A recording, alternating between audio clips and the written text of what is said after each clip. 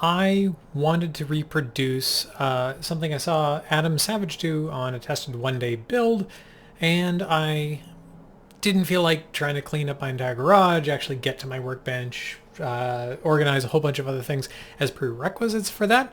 And I was thinking about it. There was one project that I have recently watched the video for that was more approachable because I knew I only needed a small number of things, namely the aluminum foil ball video.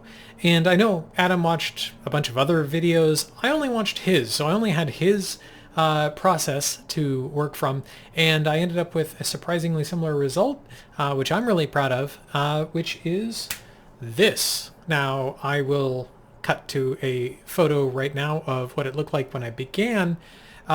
I think overall the differences are, one, he used like 250 yards of aluminum, and he spent about twice as long on his ball as a result, but it is certainly more massive than this one, and this is already kind of an excitingly hefty object.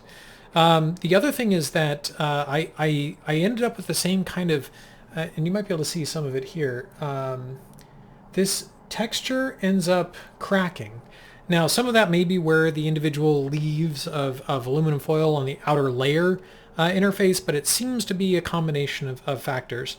But while I didn't have quite as many hours as he had, I didn't have any of the polishing materials ready. I mean, I could have used a little steel wool, and frankly, toothpaste is a decent polishing substitute.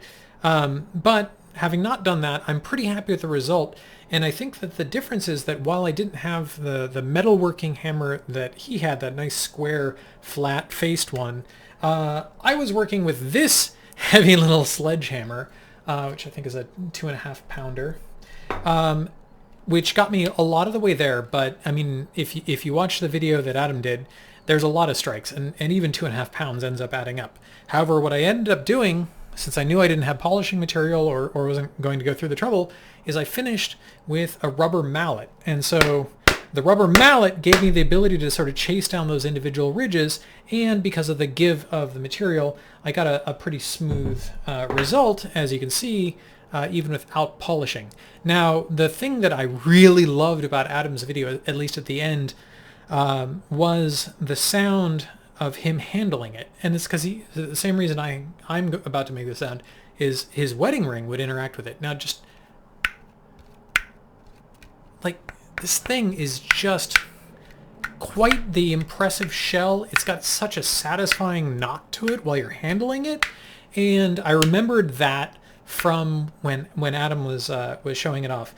I'm not going to try and cut mine in half, although if I do, based on what I saw from his attempt, I would probably spend a similar amount of time as I put into creating it into sawing it slowly in half with a hacksaw by hand, because it looked nightmarish the other way around. But anyway, if you're looking for some excuse to hit something with a hammer a few thousand times, can't recommend this little project anymore. This is now a souvenir that I'm probably going to keep in my office for years as a result. So thank you, Adam, for the idea and the demonstration of the one possible execution. I know there are many more that inspired you, but this was good times.